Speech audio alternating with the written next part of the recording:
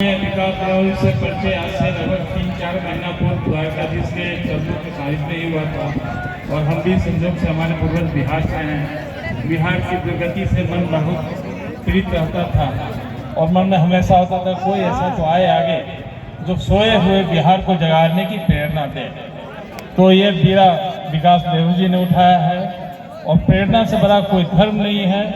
हम सदैव जगदम्बा के चरणों में आराधना करेंगे और कामना करेंगे, साथ में हमें जो साधना से जो प्राप्त हो सकती उसका आशीर्वाद भी देने का प्रयास करेंगे कि विकास वैभव जी की प्रेरणा कार्यक्रम में उनको पूरे विश्व में जय की प्राप्ति हो, क्योंकि पूरा विश्व आज बिहार की ओर देख रहा है कि बिहार पुनः अपने पुराने रूप में अवस्थित हो और जगह को नेतृत्व दे। धर्म की अधर्म का, प्राणियों में विश्व का, हर हर महादेव। हम कृतज्ञ हुए आचार्य और अब बारी है उन्हें बुलाने की जिन्हें हम सब बड़ी बेसब्री से काम बोलता है और आज आईजी के रूप में बिहार में सेवा दे रहे हैं। बगहा में जब एसपी थे, बगहा में परिवर्तन लाने का काम किया और उसका गवाह यहाँ बगहा से 3 वर्ष जो लोग आए हैं वो हैं जिन्होंने बताया कि बिहार में जो बगहा अपराधियों के लिए जाना जाता था, डाकुओं के लिए जाना जाता था, इन्होंने इसी तरह से लोगों की सभा बुलाई और लोगों के मन को परिवर्तन करने का काम किया कि गलत रास्ते से उसका हानि ही होता है, इसलिए उनका आत्मसमर्पण करवाया और हथियार के साथ लोगों ने आत्मसमर्पण किया। और यही वजह है कि बगहा में एक चौराहे का नाम है विकास वैभव चौराहा। भले आज बगहा में ये अधिकारी नहीं है, लेकिन बगहा के लोगों ने इनके नाम पर चौराहे का नामकरण किया और वहां सरकार की ओर से जो बोर्ड लगा है उसमें भी आईपीएस विकास वैभव चौराहा लिखा गया है। ये काम बोलता है। रोहतास में जब थे तो पूरी पलटन को लेकर उस किले पर कभी तिरंगा नहीं फहरा था। 2009 में 26 जनवरी को इन्होंने तिरंगा तब फहराया, नक्सलियों से मुठभेड़ हुई और 6 इंच बगल से जब गोली निकली तो इनके मन में आया कि आज नया जीवन मिला है और यह जीवन बिहार के लोगों के लिए समर्पित करूंगा। और वही समर्पण दिख रहा है कि 2.5 साल से शनिवार इतवार जो इनका अवकाश का दिन होता, बिहार के किसी न किसी जिले में जाते हैं, युवाओं को मोटिवेट करते हैं कि सही मार्ग से चलिए, जीवन में कोई शॉर्टकट नहीं होता। और उस किले पर इन्होंने तिरंगा फहराया और तब से 26 जनवरी और 15 अगस्त को तिरंगा फहराया जाता है। जब आज जो स्थिति है, जब विकास वैभव पर नजर पड़ता है तो लगता है कि शासन में आज भी ईमानदार अधिकारी बैठा हुआ है, इसीलिए व्यवस्था सही से चले। तो विकास वैभव जी का हम सीधे अब स्वागत और अभिनंदन के साथ इन्हें मंच पर बुलाना चाहते हैं, संबोधन के साथ कि आप आए और बेगूसराय और बिहार के अलग अलग जिले से आए हुए हमारे तमाम लोगों को संबोधित करें। 4 पंक्ति के साथ, पीर पर्वत सी पिघलनी चाहिए, इस हिमालय से कोई गंगा निकलनी चाहिए, मेरे सीने से न सही तेरे सीने से सही, हो कहीं भी आग लेकिन आग जलनी चाहिए, आग जलनी चाहिए। हम विकास वैभव जी से निवेदन करते हैं कि आप आए, आपको सुनने के लिए ये सारे लोग आए हुए हैं। जोरदार तालियों के साथ, जोरदार तालियों के साथ सभी लोग खड़े होकर जोरदार तालियों के साथ विकास वैभव जिंदाबाद, विकास वैभव जिंदाबाद, लेट्स इंस्पायर जिंदाबाद, युवाओं के प्रेरणा स्रोत विकास वैभव जिंदाबाद, युवाओं के प्रेरणा स्रोत विकास वैभव जिंदाबाद। अब आराम से सब लोग बैठकर धैर्य के साथ विकास वैभव जी को सुनिए। छात्रों के लिए भी संदेश होगा, उनके अभिभावकों के लिए भी संदेश होगा और हमारे लेट्स इंस्पायर के साथियों के लिए भी संदेश होगा और बिहार कैसे बदलेगा इसके लिए भी संदेश होगा। और कल आपके बीच से निकलकर कोई सदन भी पहुंचे इसके लिए भी संदेश होगा। बहुत बहुत धन्यवाद।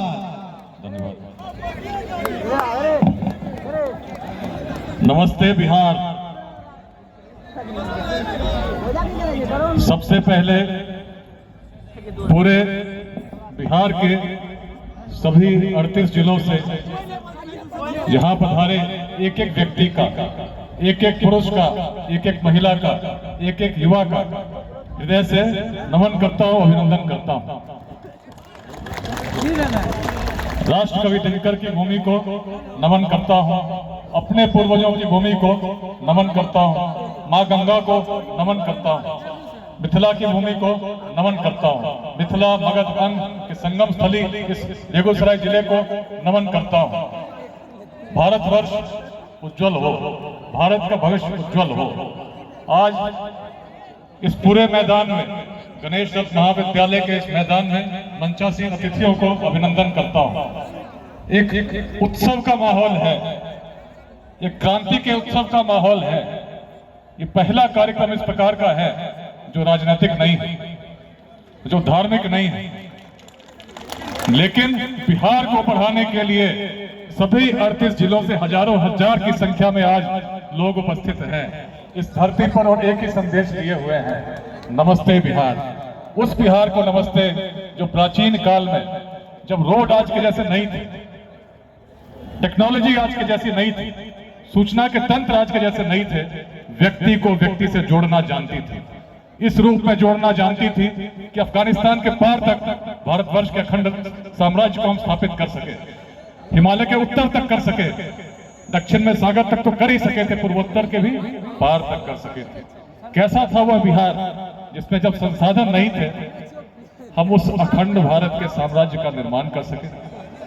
कैसा था वह बिहार जिसमें जब पूरे यूरोप में न ऑक्सफोर्ड की कल्पना हुई थी, न कैम्ब्रिज की कल्पना हुई थी, विश्व भर से लोग पैदल चल के आने के लिए तैयार रहते थे। पूरे 1000 साल पहले सभी तिब्बत के लोगों ने सोना दान दिया था, मिलकर दिया था, और किसी युद्ध के लिए नहीं दिया था। केवल एक आचार्य को विक्रमशिला विश्वविद्यालय से तिब्बत की धरती पर आमंत्रित करने के लिए दिया था। कैसा सम्मान होता था जब पूरी मंडली चली तिब्बत से विक्रमशिला पहुंची, तो विक्रमशिला तो स्थापित थी, पूरे विश्व से लोग आते थे। आचार्यों को लगा कि यदि यहां से कोई चले जाएंगे तो ठंडे देश में आयु कम हो जाएगी, उन्होंने मना कर दिया। राजा ला लामा बड़े परेशान हुए, लगा और राशि कैसे लाएं, शायद राशि कम थी, आचार्यों की बात तो कुछ और थी।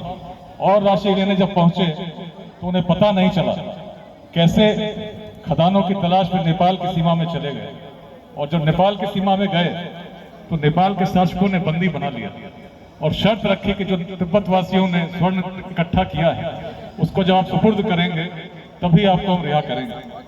राजा बड़े निराश हुए, पुत्र उनके सामने आए। राजा के पुत्र ने पूछा तो राजा ने कहा, जिस राशि को ज्ञान के लिए संग्रह हर तिब्बतवासी ने किया है उसको व्यर्थ नहीं जाने दो, इसको ज्ञान की भूमि बिहार की ओर भेजो, विक्रमशिला के आचार्यों से पुनः आमंत्रित करो कि आपके कारण हमारे नरेश की क्या दुर्दशा हुई। और तब जब मंडली दोबारा आई, 3 वर्ष लगे, तब जाकर आतिश दीपंकर श्री ज्ञान पैदल चलकर तिब्बत गए। और आज तिब्बती कहीं भी हो, पूरे विश्व में हो, भारत के किसी क्षेत्र में हो, उसी परंपरा का वाहक है जिसके बीज कभी विक्रमशिला ने बोए थे। बहुत शक्ति थी बिहार में। सोचिए उस काल में जब संसाधन नहीं थे, यदि हम अग्रणी थे इस पूरे भारतवर्ष में, अफगानिस्तान तक भी जाते थे तो संदेश बिहार का होता था। आज हमारी सोच कैसी हो गई, आज हमारी दृष्टि कैसी हो गई, आज हमारी स्थिति कैसी हो गई? क्या आज बिहार वैसा है? जिस समय कोई जाते थे, आज एक समय ज्ञान के लिए लोग पूरे देश के देश स्वर्ण एकत्रित करते थे, लोग पैदल चल के आते थे। आज स्थिति क्या हो गई? शिक्षा की बात तो छोड़ दीजिए, कोचिंग के लिए लोग कोटा जाते हैं, और कोटा में शिक्षक भी बिहार के अधिकांश है, विद्यार्थी भी अधिकांश है। आखिर ऐसी दुर्दशा क्यों हुई? कौन इसका जिम्मेदार है? यदि हम सोचें कि बिहार अपने जीवन काल में उत्कर्ष पर जाए, कितने लोग बिहार को आगे बढ़ते देखना चाहते हैं? कितने लोग चाहते हैं कि बिहार में ही सभी लोगों को शिक्षा मिले? कितने लोग चाहते हैं कि बिहार में ही सभी लोगों को रोजगार मिले, किसी को बिहार से बाहर नहीं जाना हो? अरे मैं तो 9वीं कक्षा में पढ़ता था, छोटा था, पिताजी की यहीं बरौनी रिफाइनरी में रहते थे, यहाँ से पोस्टिंग हुई भोपाल, और जब भोपाल पोस्टिंग हुई नए विद्यालय में जब पहुंचे तो बच्चों ने बिहारी बोलना शुरू किया। शुरू में अजीब नहीं लगा, बिहार से हूं तो बिहारी बोलना ही चाहिए, लेकिन जब लगा कि नहीं, इनकी मंशा खराब है, अपमानित करने की प्रवृत्ति के साथ बिहारी बोलते हैं, बड़ी पीड़ा हुई। इतनी पीड़ा हुई कि कौन ऐसा व्यक्ति है, कौन ऐसे व्यक्ति हैं जिनके कारण आज बिहार की ऐसी दुर्दशा हो गई कि एक युवा भी जाता है तो उसको बिहारी शब्द बोलकर अपमानित किया जाता है। उस बिहारी शब्द से जिसको सम्मान का प्रतीक होना चाहिए, किसने उसको अपमान का सूचक बना दिया? कौन इसका जिम्मेदार है? उस समय बिहार यदि अग्रणी थी तो क्यों थी? कहीं न कहीं जो भी व्यक्ति बिहार से बाहर जाते हैं, इस अवस्था को उन्होंने कभी न कभी अवश्य अनुभव किया है कि दूसरों का जो व्यवहार रहता है बिहार के लिए, क्या वैसा होना चाहिए? उस भूमि ने जिसने अखंड भारत के पूरे साम्राज्य को निर्मित किया, उस भूमि ने जिसने विश्वविद्यालयों को स्थापित किया, उसके व्यक्ति को यदि कोई अपमान के भाव से देखे तो कमी किसकी है? कमी किसी और की नहीं है भाइयों और बहनों, कमी हमारी अपनी है, क्योंकि हम अपने सामर्थ्य को भूल गए हैं, अपने पूर्वजों की दृष्टि को भूल गए हैं। जिस दिन बिहार जाग गया, उस काल में जब ऐसा कर सकता था, आज क्या कर सकता है इसकी सीमा कोई सोच नहीं सकता, उसकी कल्पना नहीं कर सकता।